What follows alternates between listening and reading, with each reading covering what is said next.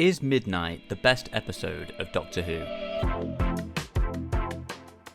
Okay, so before I get into my review of Midnight, this is the start of a brand new series for this channel that I've been planning to do for a little while now called Whovian Rewind Reviews, where I'll be discussing previous episodes of Doctor Who, particularly from the revival from 2005 onwards. But to begin with, just to test out this format, I'll be choosing some specific episodes to review. So this video is going to be on Midnight because we had The Well in last season. I also have plans to do both Kablam and Praxeus because those were both written by Pete McTighe, who wrote Lucky Day last season and is also going to be co-writing The War Between the Land and the Sea later on this year, or next year depending on when that gets released. Basically, this series is going to consist of reviewing the episode, then there's going to be a little trivia section which I basically just ripped directly from Caravan of Garbage from the Mr. Sunday Movies channel, and then we're going to be rating the episode either out of 10 or out of 5 stars. I haven't 100% decided which one to go with for those yet, and that's pretty much the whole format for this kind of new series that I want to start on this channel. And then if all goes well with this series, with these few test ideas that I have, these first few episodes that I want to cover, my plan is to then go back to the very start of the revival with Rose, and I'm going to be covering the revival as a whole, episode by episode, in this format, kind of like Harbo Worms was doing with, you know, starting from the very beginning and reviewing every episode, but in this particular format. So let me know what you think about this new format, and with all that being said, let's get into my thoughts on Midnight.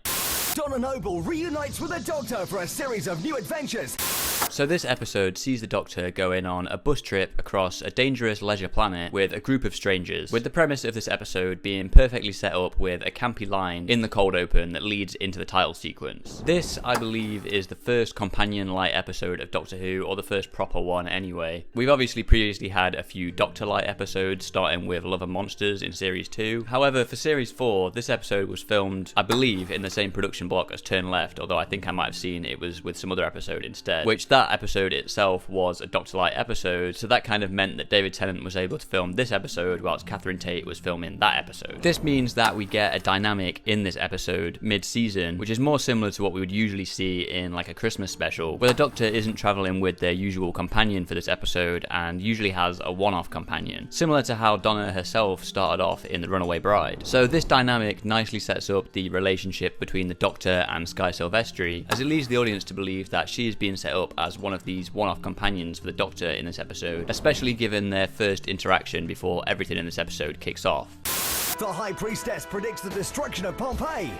Obviously, given that this is Doctor Who, this fun little trip doesn't all go to plan, with the shuttle bus breaking down in the middle of nowhere on this incredibly dangerous planet. This then gives us time to explore all of these side characters in this episode, with the Doctor shutting off the entertainment systems on board, forcing everyone to talk to each other and socialise. This helps give us a better sense of who these characters are, which is essential for a bottle episode like this, where all of the characters are trapped in one location for the majority of the story. We even get to meet the cabin crew of this shuttle bus, driver Joe and mechanic Claude, where we get one of the best scenes in this episode and the show as a whole, where Claude thinks he sees something moving in the distance, which is impossible given the toxic atmosphere of this planet, and as the shutter of the windscreen is closing, Claude thinks he sees movement again, with the thing he saw seemingly heading directly for the bus. This scene works so well because they don't really actually show us anything about the Midnight Entity itself, although you might be able to see a slight shadow moving if you look close enough, but just the thought of something being out there is terrifying enough on its own. Also, I think I've heard you don't actually see a shadow moving, it's like a reflection of someone's hand or something like that, but just the idea that something could be moving out there that you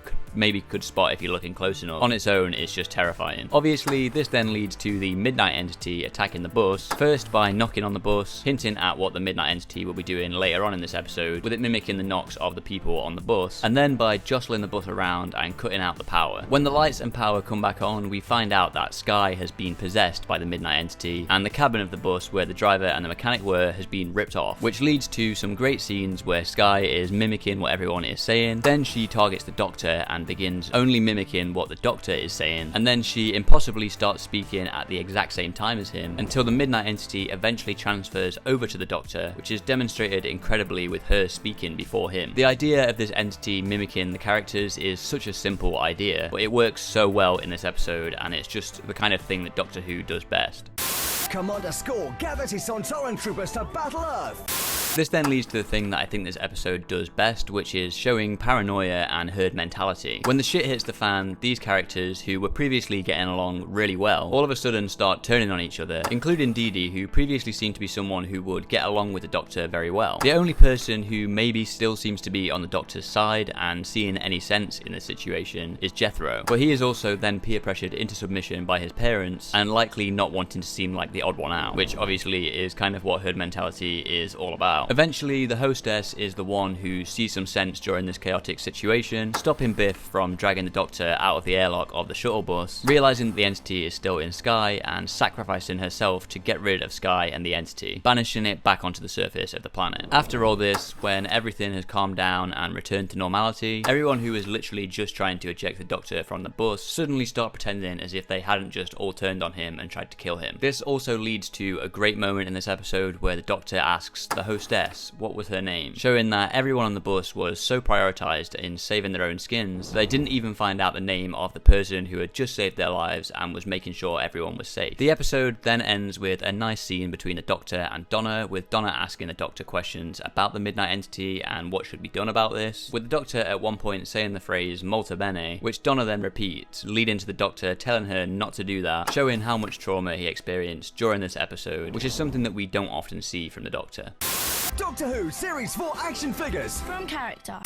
Okay, so that's the review of this episode, but let's get on to some trivia about this episode. Like I said, this section is inspired by Caravan of Garbage from the Mr. Sunday Movies channel, which if you haven't seen that channel and don't watch that series, I would definitely recommend it. It's one of my favourite series on YouTube. But all of this trivia is from the TARDIS Wiki article on this episode, specifically from the story notes section. So if any of this is inaccurate, it's not my fault. So the working titles for this episode included Crusader 5 and Crusader 50, with Crusader 50 being a reference to this originally being the 50th episode of the revival, as it was originally intended to be the 8th episode of this series before Silence in the Library. However, that was of course changed because I believe this is episode 10. As mentioned earlier, with Catherine Tate filming Turn Left concurrently with this episode, this is the first companion-like episode of Doctor Who. This is also the first televised story since Genesis of the Daleks to not feature the TARDIS, as this episode opens with them already on the planet Midnight and ends with them still having that conversation on the planet Midnight. David Troughton, who played Professor Hobbs in this episode, is the son of Patrick Troughton, who of course played the second Doctor, and although this episode is directed by Alice Troughton, she isn't related to Patrick Troughton that we know of, at least not immediately related to him, but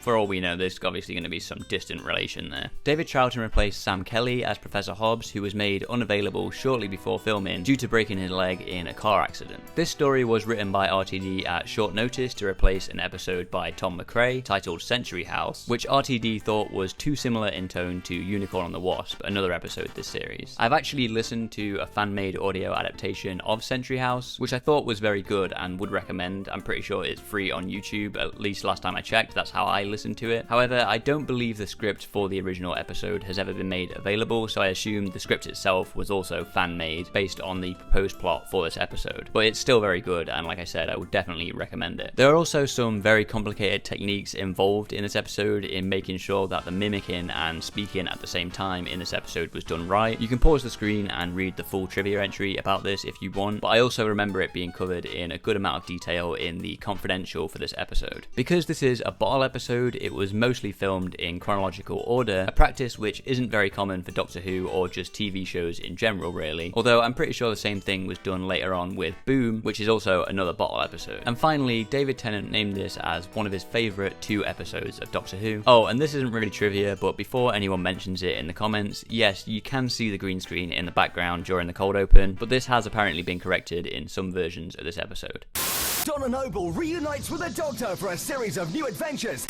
So, is Midnight the best episode of Doctor Who? Well, for me personally, it's not my personal favourite episode, but I can definitely understand why it is for other people. With that being said, it's definitely at least in my top 5, maybe even my top 3 episodes. And with how quickly and cheaply this episode was made, it works incredibly well with such a simple premise. It perfectly explores paranoia and herd mentality in such a simple but effective way, and we hardly ever see the Doctor this scared, especially for a creature we can't even see, which is another aspect of this story that I haven't really discussed yet. We don't even know what the Midnight Entity is, or what it looks like, or what it wants, which is just incredibly effective, especially once again on such a low budget and quickly written episode that was practically almost thrown together as far as I know. I believe one of the other things I read in the trivia was that Russell T Davies wrote this in 3 days. I personally, I think I've heard that it was written in a week or two, but once again, with how quickly this episode was written, it works so well, and obviously it's become a lot of people's favorite episode of the show. If I were to give this episode a rating out of 10, I'm stuck between a 9.5 or a 10 out of 10, but if I were to give this a rating out of 5 stars, I would definitely give it 5 stars, not 4.5. Also, let me know in the comments down below which of these rating systems you would prefer me to use in this series. A number out of 10 or the 5-star rating system. I think for me personally, I am leaning towards the 5-star rating system at the moment, but